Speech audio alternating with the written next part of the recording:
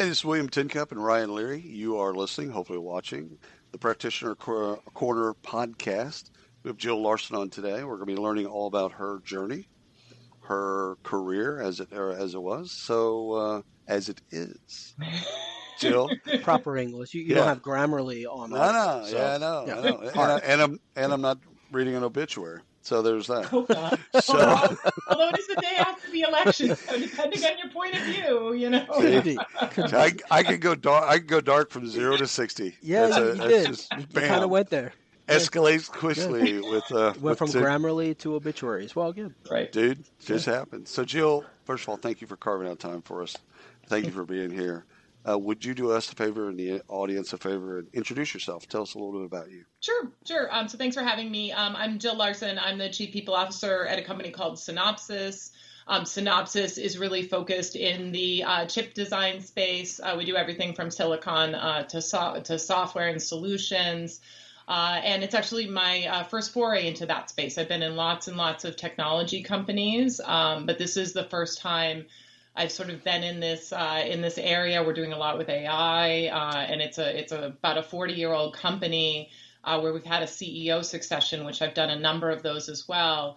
And so it's a build and a transformation. And as I talk about myself, you'll see that I have a little bit of a profile in that, where I tend to like things that are incredibly complex and hard and kind of big mountains to climb. And from a transition perspective, the company is really accelerating and doing quite well, but we really need to pivot as a company around AI and really starting to accelerate faster with our growth. And so that has created a lot of opportunity for me. So I've been there for about a year and a half. And this is my fourth CHRO role and my third public company role. We're about $6 billion in revenues, about 20,000 employees globally. It's a very nice size for me because it's kind of a midpoint size. So I'm also a mom of twin boys who are 20, and they're on each coast in different colleges, and they're very different kids. They're fraternal. So that's another part of a dimension of who I am that I think is important as well. I got to ask, what colleges? So Brady is at, who's the younger, that's really important with twins. He's a bit younger. Yeah. By 6 seconds. He's at LMU, so he's in LA. Yep. We're saying he lives his best life. He's at the beach. He's living the life we all want. And then Andrew, who is my entrepreneur, he has been running a sneaker business since the age of 12. So he doesn't really need to go to college, but he wants to go to college. So he is going to a local college in Massachusetts called Fitchburg. Yeah, of course. Very nice, very nice. I was thinking Babson when you were first going down that route. I was thinking about because they have such a wonderful entrepreneur program. They do, but he would. The amount of schoolwork there is not. He's that's intense. He's going to get through. Got it. That was he's running the company. Yeah, he's running a business, and he's going to school at the same time. So totally. I think we need to have him on. Oh, 100%. And have a show. Person. Yeah. Yes, for sure. Yeah. Well, it comes from somewhere. How do you manage both coasts? How do you visit both kids? Yeah, so or do you just not? I've been commuting for roles for a really long time, most of my career. So I have a fantastic partner, my husband, Chris, which I think is really important if you're going to be in an executive role, is that you have a good support system, whatever that looks like for you. Yep. I chose really, really well. So I spend about half the time on the West Coast and half the time on the East Coast. And for me, it's more just the opportunity. Your kids don't really want to, I could hang out in LA with Brady all the time, but he's sort of like, I'm really busy, Mom, or, so, I see him, but not, not the same. I've seen you for 16 years, 17 years, Mom. Yeah, we're good. Give me some time. Good. Yeah. That's right. We'll FaceTime. We're good. Yeah. So I know this is going to take us off. Well, maybe not. It's going to take us off on a different track. Sure. But you mentioned support systems. Yeah. Let's dig into that. That's interesting because I think we talk about that a lot on this show, but maybe not in the way that you've addressed it. Right. We're always talking mentorship and learning and things like that. But talk about support systems for someone that's in executive roles, especially. You've had a long storied career, right? So a long career in executive roles. How does that work? Sure. I think for me, as it became clear, my husband just retired. He's a firefighter. But he had a very stable kind of, you always know what the schedule is, that kind of role. And so Right. as it became clear that my career was really starting to accelerate, we had a long conversation about that. And so when I talk about the support system, it's understanding the trade-offs, and so I wasn't the one that picked the kids up when they were younger at school. And then when I'd show up at school, all the moms would be like, "Oh, where's Chris?" Like so, big fan favorite firefighter, but I think it's really important that, Oh, it's you. yeah, Could you leave it's Mrs. like, Larsen?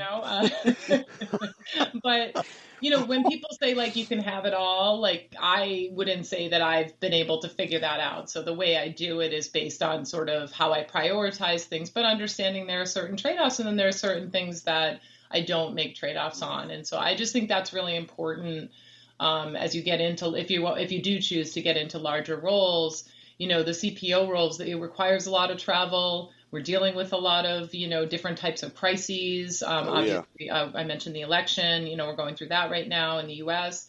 And so you have to have the ability, if you're, going to be, a parent or whatnot, to be able, or caretaker, to be able to manage that if you're going to be in those kind of jobs. So the reason I've taken the jobs I have, many of which are not in Boston where my family has been, you have to have that, and you have to have a great communication but I feel like behind every great executive, ideally, is some great type of support system, whatever that looks like.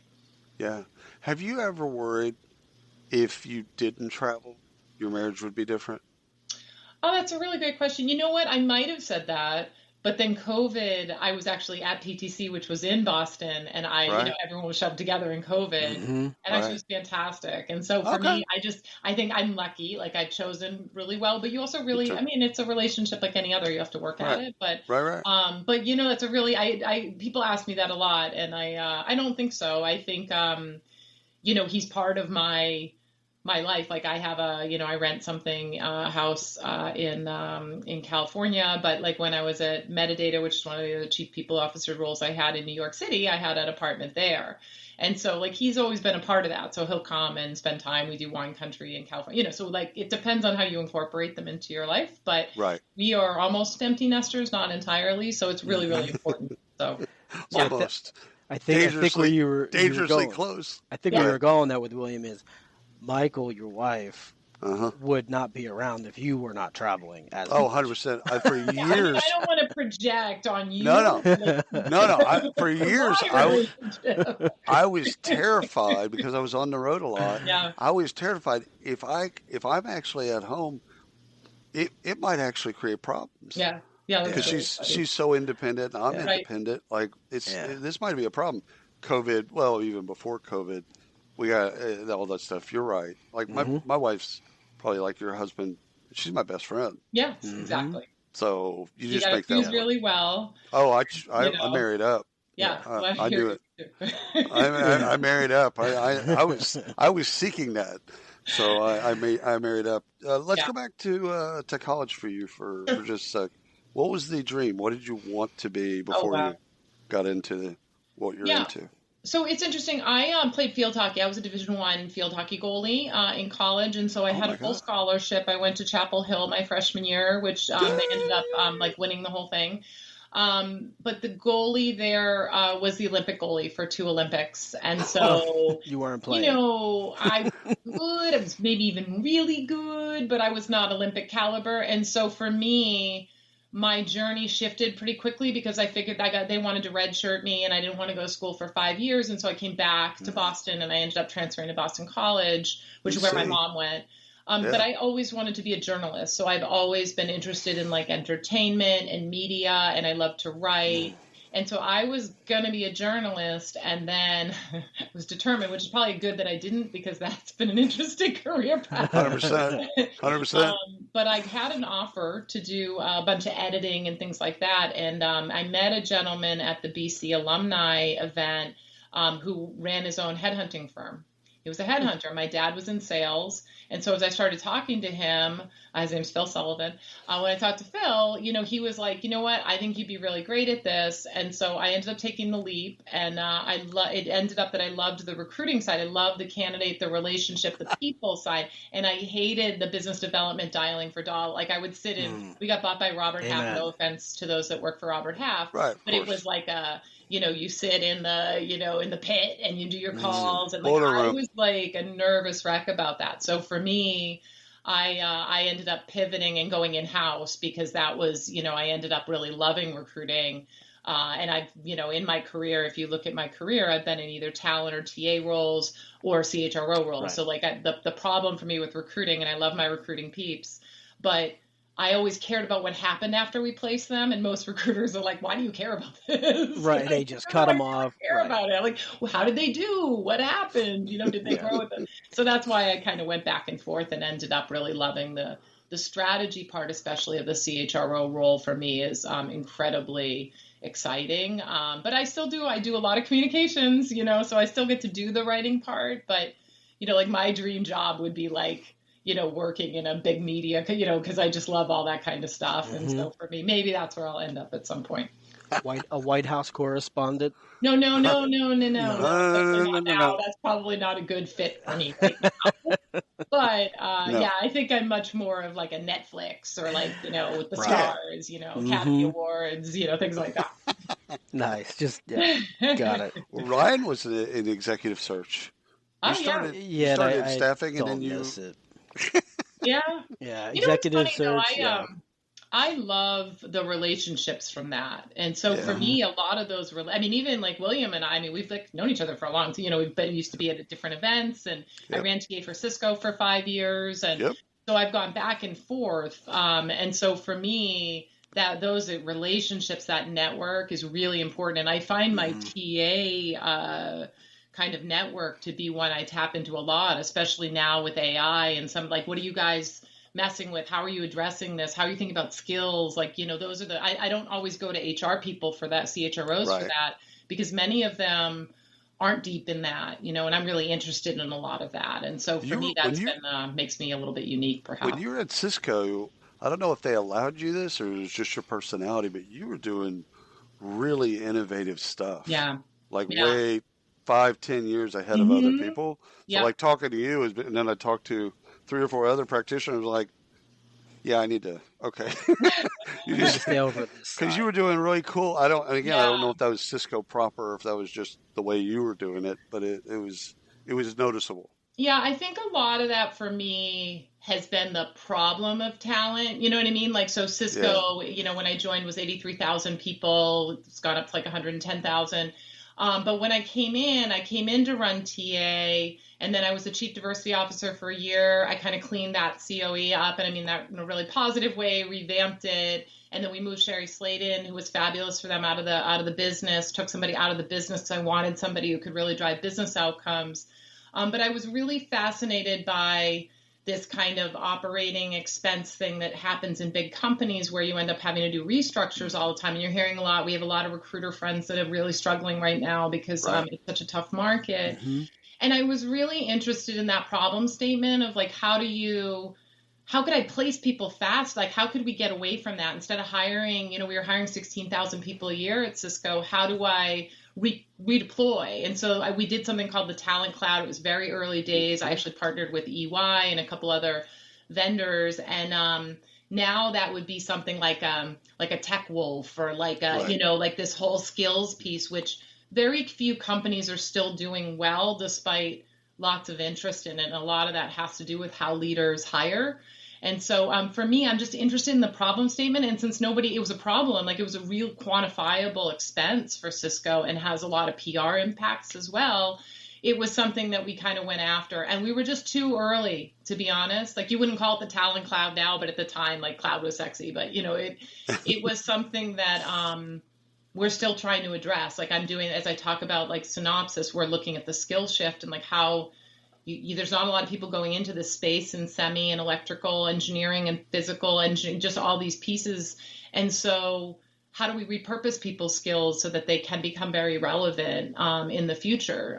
Because a lot of what's happening, whether it's NVIDIA or with us, or this concept of multi-die, where you're basically taking chips and you're kind of stacking them. It's a very simple way of talking about it, but you still need the chip designers to now figure out that piece, right? So to me, it's the same problem statement. So that's why I do it.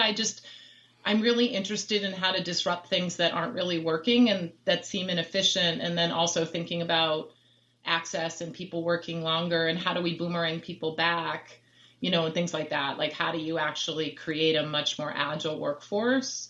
So that's why it's just me and what I'm interested in. I just tend to focus on those kind of things. And it seems that lots of people can't figure it out. I'm not saying I've landed it or figured it out, but there's still some problem statements that I think are becoming much closer in reality now, whereas at Cisco, it was a little early days. But there, Cisco is a great innovation. Like I have a lot of wonderful, I was there for 5 years. I loved my job at Cisco. It was great. I met some amazing people, many of whom are now CHROs and peers. And so it's a really cool springboard. When you come up to a problem that you haven't, or we'll say, not that you can't solve, but you hit a wall. How do you break through that? A lot of times for me, it's stepping back and including other people in the problem, because the issue for me is I can't see it.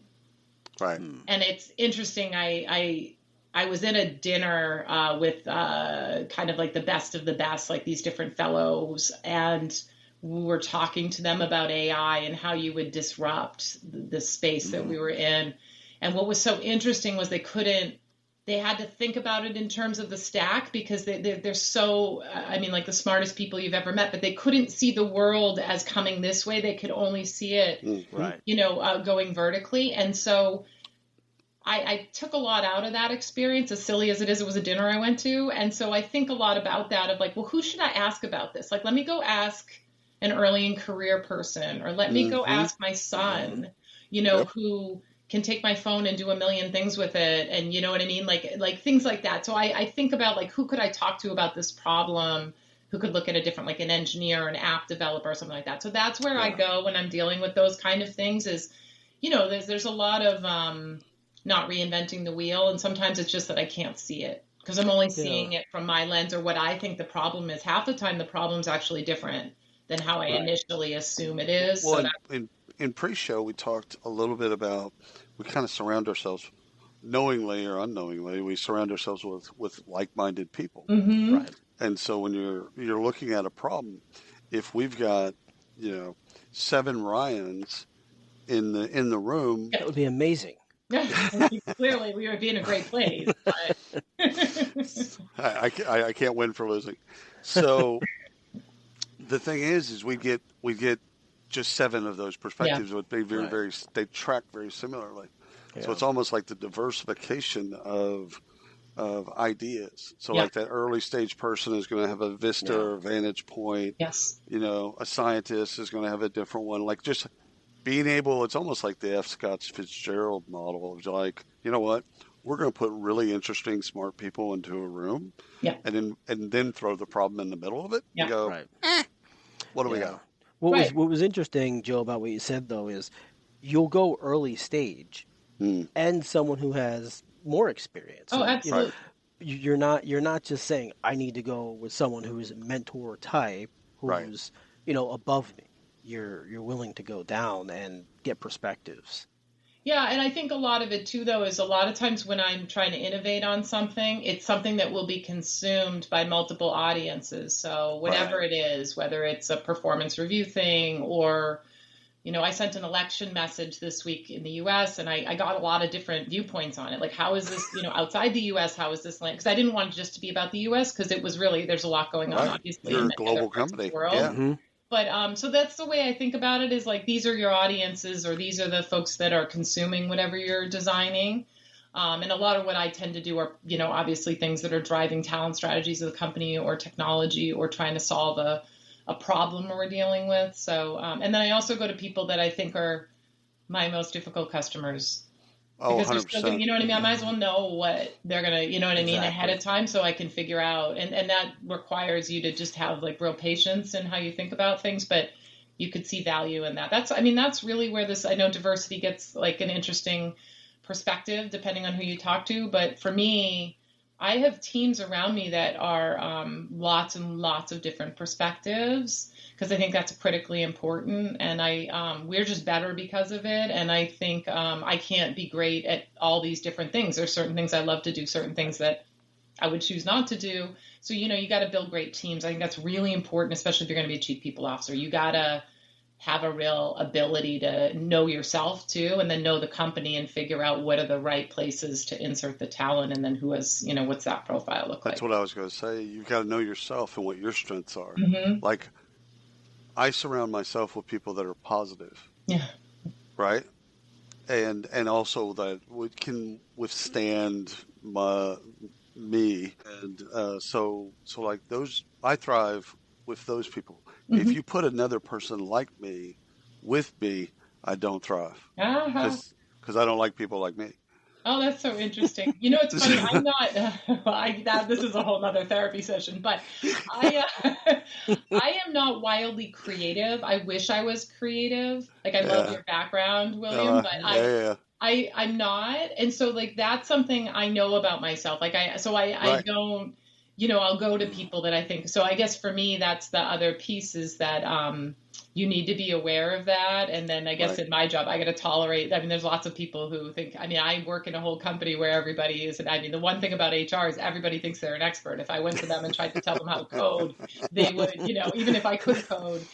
So that's the interesting thing. You've got to just kind of tolerate or navigate that. So I don't get as much. It's interesting, but I'm very thoughtful about how I approach problem statements. I love it. Let's go back to executive search for just a moment. Sure. Your job after executive search. Yeah, so I went in-house, as I said, and I actually went in as an HR generalist. So I went into a startup, and it was much more TA. So their problem was a lot of hiring, but then there was lots of other things. And it was a startup. It was a startup that was acquired by a company. I don't know if they're still around, but they were a consultant company called CSC. And so I went in-house there. And then I ended up contracting after that. So I contracted at Quantum, which was a hardware company, Raytheon. Yep. And then I moved into kind of one of my first real HR roles, which was really the SunGard. I was at SunGard for 7 years. Yeah. And SunGard is a fascinating company. I came in as a kind of a head of HR for their capital markets, a lot of financial systems group. But it was made up of like 150 founders. So the company they were public, and then the company got acquired halfway through my tenure by 7 PEs, including like Silver Lake and BlackRock. And so big powerhouse PEs. Yeah. And so they brought in a new chief people officer. And, I thought I was going to lose my job. This is always a fun thing. So I just reached out to her and was like, hey, I know you're new. If I can help, let me know. If I'm going to lose my job, let me know, because I got a family and I commute and I got to, And it ended up that she asked me to do a bunch of the change management and the integration of how we were gonna redesign this company into 4 market segments, which we did. But then I had to rationalize like 110 ATSs, like 100 plus bonus programs, comp planning, because none of them got rid of anything. So all their little startups, they just all, I don't even. It's funny, I never really thought about it in my own groups. I only had like 10 of them. But it wasn't weird to me that all of a sudden we didn't have like one system. So that's where I started to get into more of this transformational change agent. And then from there, I went to RSA, which is cybersecurity. I was CHRO there, acquired by EMC, now Dell. And I took a role for a year at EMC. I wasn't there when Dell happened right after I left. As the COO of HR. They had a new CHRO, a longtime CHRO, Jack Mullen, retired, and then they moved a woman named ML Krakauer into the CHRO role, who was a business person. And so I was able to be a right hand, but then I got a lot of skills in places I didn't have, deeper in the system, shared services, experience, comms, G&A. I ran a budget of like $150 million. So like all those pieces of being a public CHRO that I felt like, I hadn't really fleshed out in my career. That's what I did. And then I went to the person who was the SunGard CHRO, went over to Cisco and brought me over to do TA and CDO and then take on all the roles. And when I left Cisco, I had half of HR. I had like the only hybrid role. I was a business partner for a $14 billion services business and I still had TA, and I had all that other innovation stuff. So I had a really weird job, but it was a great job. And I believe very much that we need hybrid roles in HR, especially as our function's getting disrupted, because all the entry points into HR are going away. All the entry points into TA are going away. Right. Like even the agency, I mean, this is a whole nother conversation we could have about the role of TA. Like I think the TA role is going to be less about the find and more about the close. And the people I know who are fantastic, it's fine that you'll have an AI tool that can find all the talent, but not everybody's going to take the call. Their resume's not up to date. Some of the best engineers never even touch any LinkedIn or anything, right? So you're still going to be good at that, but that's the pivot, right? So getting good at the pivot's really important. Yeah, and people will still, we still get debated on the role of recruiting right now. And I think that's denial. Yeah, I really do. I love you know what? I'm not going any further.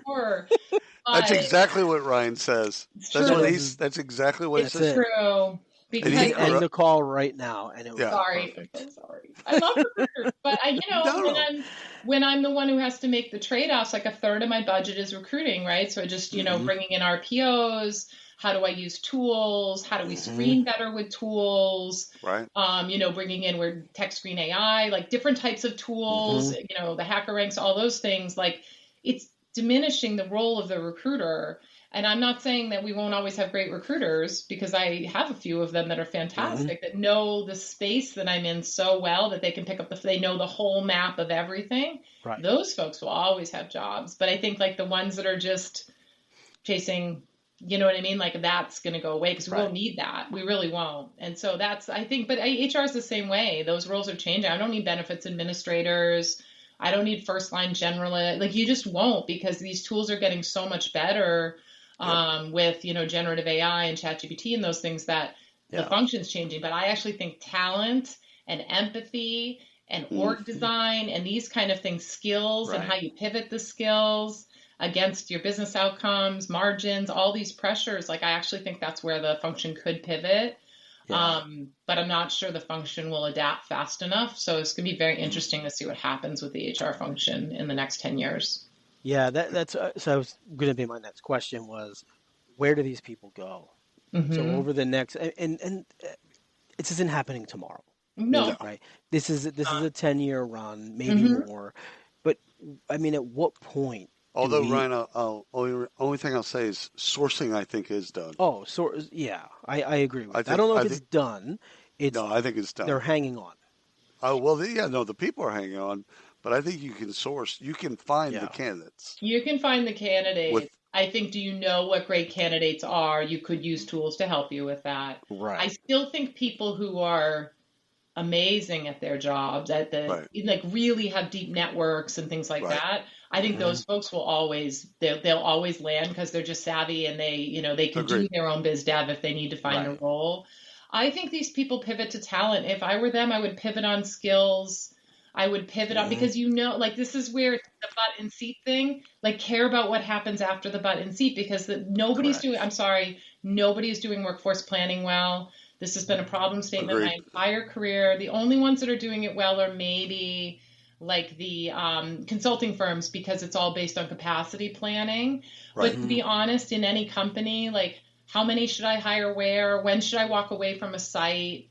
How are the skills changing? Where could I reskill now? Like, I really think it's a very easy pivot for TA, because it really is all about skills and then how you understand the roles and how you sell people. And that could turn very quickly into more consultative, kind of partner type of roles, and internal mobility, helping them find new paths. So that's the pivot, and that's why I took the pivot. I actually think people who start in TA become fantastic chief people officers, because you understand the actual ecosystem. You become very data driven.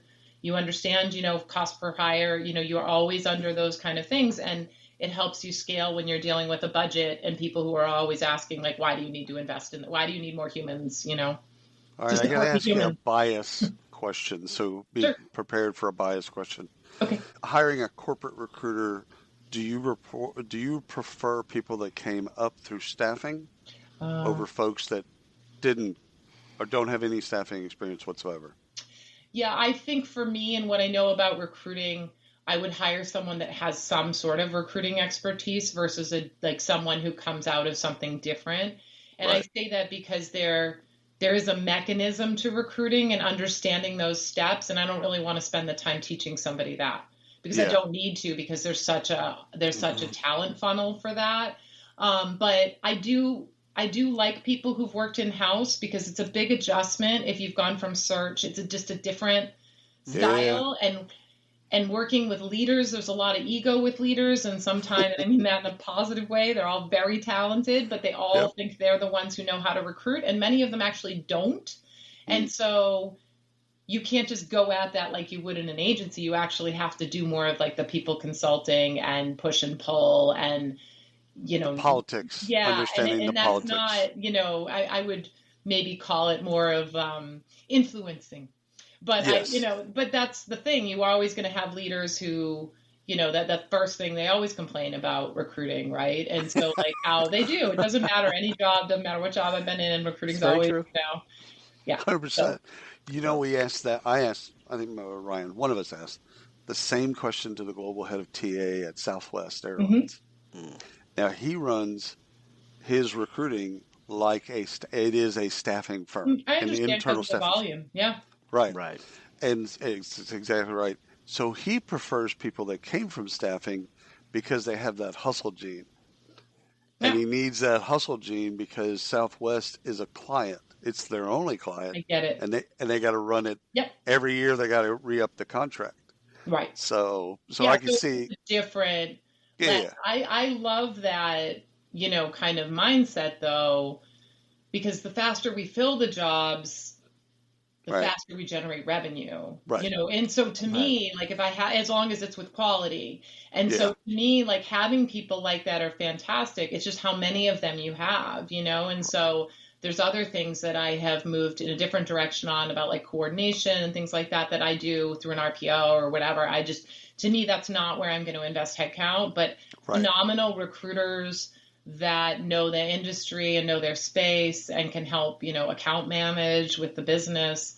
Like they're really worth their weight in gold, in my opinion. And I, obviously love my TA folks. So to me, I if you're starting to, you're always in TA somehow, it's core to who we are. This conversation, we're going to have to cut this clip and post it because it's going to be so helpful to many people. I mean, we know a ton of people, like a ton that are out of work right now in recruiting. I don't know this blanket statement. I don't want a blanket statement. They're looking for recruiting jobs as they would have 5 and 10 years ago. Yep. Mm-hmm. Yep. And it's exactly opposite of what you're saying in a company that they would probably love to work at. Yep. Their heads in the sand. They hope it just passes by. And they don't have a shot. I get it. Yeah. I just think that it's not going to totally pass by. There's just going to be less Like I just think that companies. I mean, think about this: when there's, when it's a candidate market, there's more recruiters, and when there isn't, there's less. And now you've got AI that is taking some of the that function. It's being disrupted. I mean, that we're seeing it. Right. But I think the pivot there, I really would. Many of those recruiters do workforce planning. They look at, so like it's all how you position your resume. I think the skills piece is huge right now. We're all like trying to understand how to, so there's just ways to pivot, to pivot your skill set that I think would be really important. And then the other thing is be humble and go talk to the people you know. I'm actually surprised, and I'm not offering this in the way that it's probably going to land, but like, I'm surprised more haven't come at me. You know what I mean? Like, hey, Jill, like, because I can at least make intros. A lot of us can make intros, and we will, because we care about this ecosystem, because the ecosystem matters, and it's a precursor for what's coming, I think, for the HR function. So to me, I spend a lot of time, a lot of the early in career folks are really struggling right now. People graduated college, they can't get jobs right now, especially if you're in core functions or G&A or marketing or any of those things, you just can't get jobs. Right. So I do a lot with that, and like think about going in through internships or like how to get clever on certain things, find something you're interested in and go in that way. And then the market gets better and then you can pivot into your, so just giving them some different, they don't have to take my advice, but giving them some advice I think is always helpful too. Jill, what is your take on mentorship? Building that circle of mentors. What's your take on that? How do you approach that?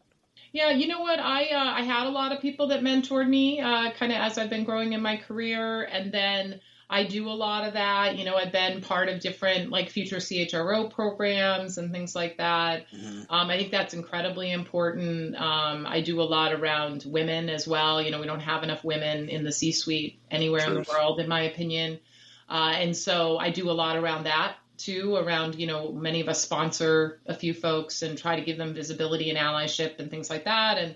And so to me, I feel that it's really important. I think the only thing is that if you're going to ask somebody to be a mentor, like you have to have a set of like, what are you trying to accomplish or what do you want to pick? Because sometimes in those meetings, I feel like I end up having to like help themselves. It's sort of, okay, well, tell me what your perfect job is or tell me what, and just so I think like some preparedness if you're going to ask somebody to mentor you is important. And I think somebody you have a relationship with is helpful. I get a lot of people who come out of the like, I'd really love to pick your brain. I have a lot of people who like to try out all their tools, and it's like, okay, well, I wish I had time for all of that, but I have to prioritize. Picking your brain is code for I'm just going to waste 30 minutes of your time. Well, most of the time it's salespeople, and I totally understand in HR tech it's so 100%, tough. Like, 100%. Sometimes it's out of left. It's out of left. I just want you to see the product and tell us what we're doing wrong. And then you can buy it. And I'm gonna send your proposal afterwards. One follow up to that, and then I'm gonna let you run.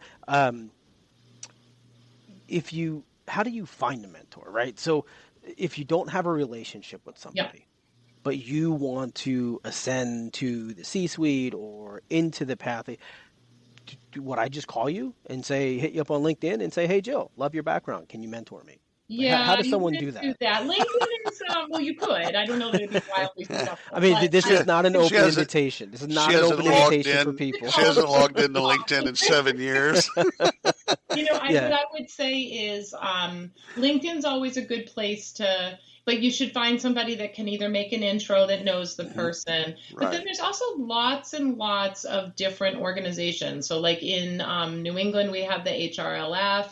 Leadership forums, there's Boston HR Council, there's, so join one of those because many of them NERA, many of them SHRM, they all have programs.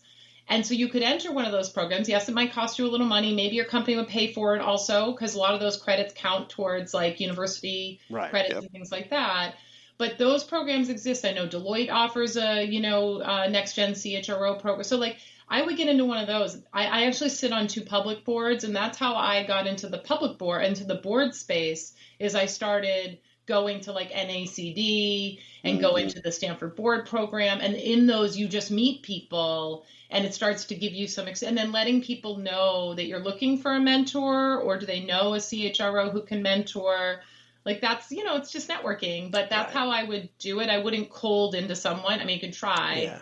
But I don't think it'll be as effective. But I think those are also ways to meet people. And many times those people, like a lot of the CHROs go to those programs because there's a speaker or there's awards or something, or it's a good opportunity to just network. And like you'll meet people through that. And it's hard to say no to somebody if you're talking to them and they're struggling. So kind of use the empathy card. Like I would do that. But there's so many opportunities. You're just got to put yourself out there a little bit. Yeah. I have such a different take on mentorship, but we don't have time for it. Okay. Jill, because you don't want to like take on mentorship. No, it's like an arranged marriage. Again, if you force people together and they're not prepared, both sides. Well, some people are awful mentors too. I mean, the other thing is 100%. Somebody who's actually going to give you good advice. That gets to I think it should be a luxury. Yes. It should be a program that you apply to, that you get into, that you're prepared. And there's some of that. There's some of that. I know like the HRLF, I mentored 3 different people and we did like a cohort and things like that. So there are programs that do that. But I think it just depends, especially, again, I think if you're, someone that has challenges with access, whether you're, minority or whatever, it's harder, you know what I mean? Or you're a veteran or so to me, I feel like there's lots of ways to do that because the barriers are just higher, right? So some people have access to some of these things and some people don't. And so to me, I think about that, first generation, things like that. So how do we make sure that we're giving, I'm giving good advice here? Like, I think mentors are great. I think coaches are great. I did chief for a little while. So I think there's all those programs if you want to be a C-suite executive that are very helpful. But I think a lot of it, you just got to be scrappy like anything else. You know, what is it? You have to know what you want to do too. Or if you Right. think you know what you want to do some research on it. All right, last question. We'll close out. Advice you'd give your younger self. So what would you say to the person, especially in college? But Kids are maybe right listening. out of college, first job, what would you say to Jill? Yeah, I would ask them to seriously think about whether they should go to college. Check. I'm just being honest. I have this conversation Yeah. on all the time. We talked about one of my sons is an entrepreneur, and I'm like, well, why do you want to go to college? Yeah. And some of it's the experience, and some of it is he still thinks it's a good entree, and maybe it is in a lot of cases. Fall back. I think the other thing is find things that you love. And what I mean by like one of my sons loves sports. Like he can remember everything about sports. I was like, why don't you go into sports? If you want to do sales or you want to do like go into something you love and that you're going to enjoy even on the bad days. You know what I mean? And so to me, especially with gigs and everything, there's lots of opportunities to craft a job now that is very different than when I graduated, college. And so I think that's the piece that, being able to do something you love and have whatever flexibility you need. Like, I'm not saying everybody gets that, but you do have more opportunity to do that now. So like really knowing yourself, I feel like is most important thing. And I think for my younger self, I would just, say, I should not sweat. I tend to take on too many things and not prioritize the right, prioritize myself the right way. And I think I would tell myself to prioritize that a little more. I've gotten a lot better about it, as a mom and with my friends because I travel for work so much. So I really try to network and just take that extra 5 seconds to check in on somebody. But I don't think I did that as well at the beginning of my career. And I probably could have had a lot more fun. And I would say take risks. You know what? I took a lot of risks in my career and it wasn't linear at all. And so I hear a lot of this now where it's like, I have to have this title or I have to have a VP title. And I'm like, but you're getting paid that way. Why do you care what the title is? And people believe this concept of a career progression. And I would say that's probably one of the biggest mistakes. And I think I thought that too for a while. And now that I've done lots of different things, it brings me like I'm such a better operator as a result of that. And I wouldn't have been that way if I didn't take some risks and maybe get out of like, oh, I have to take a step back in my title to then do this, And I had to do that when I left Cisco. I had to start in small companies as CPO to kind of get back to the kind of the size that I wanted, and that take a step forward, take back to go forward. Ego at the, you know what I mean? It's like, well, what do you mean? I was an SVP, like the world doesn't care, it's not how life works sometimes. You're starting over. Yeah. Awesome. You've been wonderful. Thank you so much, Jill. Thanks for carving out time for us and the audience. We just appreciate you.